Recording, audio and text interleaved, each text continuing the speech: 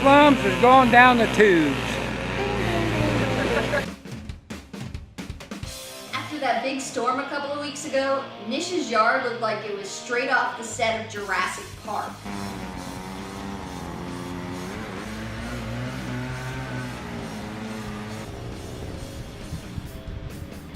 Luckily, Uncle Keith is a lumberjack. Kinda.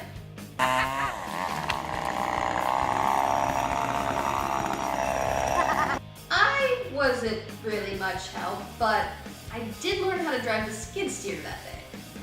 Amber, lesson 101. Tree removal.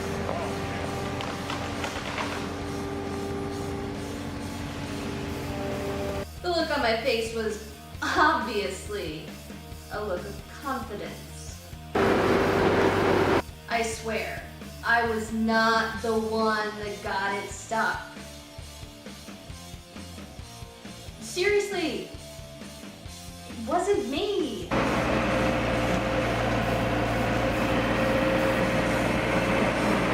Did you guys have any damage after the storms?